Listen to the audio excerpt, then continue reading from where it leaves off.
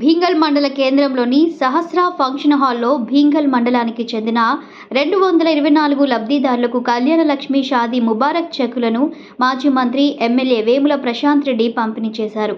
ఈ కార్యక్రమంలో municipal chairman Kamarpalli market committee chairman, vice chairman Bhagat, కౌన్సిలర్లు, తహసీల్దార్ తదితరులు పాల్గొన్నారు. కళ్యాణ లక్ష్మి చెక్కుల పంపిణీ అనంతరం మీడియాతో మాట్లాడారు. ఓకేనా రాజమనే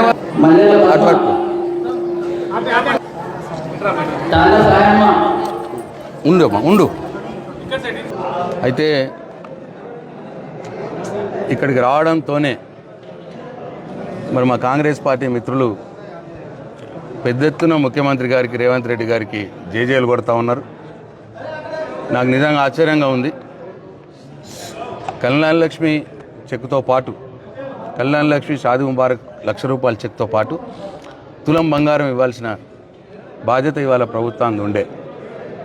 ఎందుకంటే ఆ రోజు పీసీ ప్రెసిడెంట్గా ఉన్న రేవంత్ రెడ్డి గారు ఈ నెల తీసుకుంటే ₹1,00,000 చెక్కు కేసీఆర్, వచ్చే నెల తీసుకుంటారంటే అంటే ఈ నెల తీసుకునేటిది కూడా ఆపుకుంటే నేను రాగానే వచ్చే నెల తీసుకుంటే ₹1,00,000తో పాటు తులం బంగారం ఇస్తామని చెప్పి ఆ రోజు అన్నాడు. మరి ఈరోజు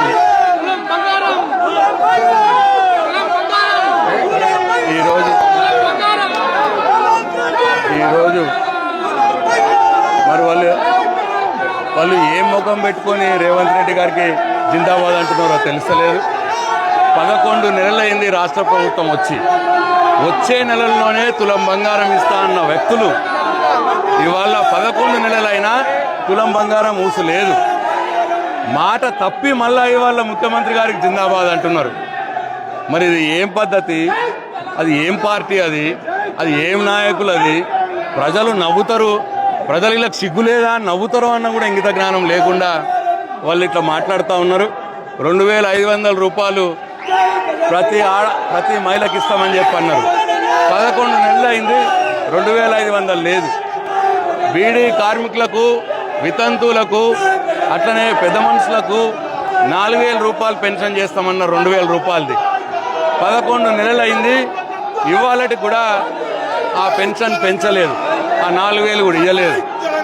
రైతులకు రుణమాఫీ చేస్తామన్నారు డిసెంబర్ 9 నాడే. చారణ మందికి వేసిర్రు, 12 మందికి ఎగ్గొట్టిర్రు. రైతు బంధు ఎగ్గొట్టిర్రు.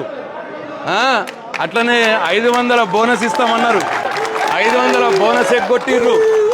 ఇట్లా రైతులకు ఇవ్వాల్సిన ఎగ్గొట్టిర్రు, మహిళలకు ఇవ్వాల్సిన ఎగ్గొట్టిర్రు. మళ్ళా ఇవాళ రేవంత్ రెడ్డి జిందాబాద్ అంటున్నారు. ప్రజలు ఇప్పుడు ఎన్నికలు పెడితే రేవంత్ రెడ్డికి బుద్ధి చూపే టైం వచ్చింది.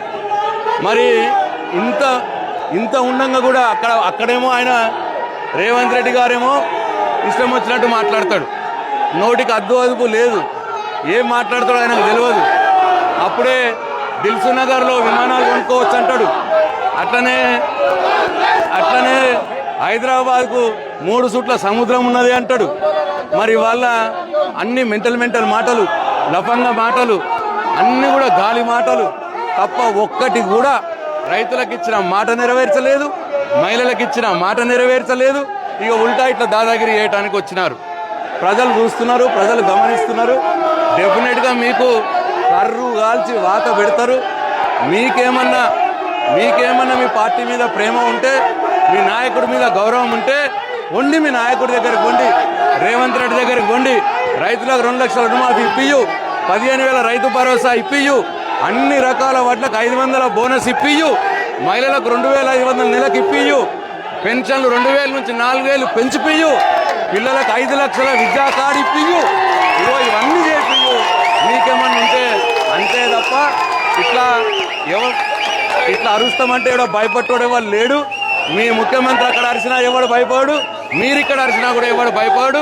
ప్రజల పక్షాన, రైతుల పక్షాన, మహిళల పక్షాన తప్పకుండా పోరాడతాం.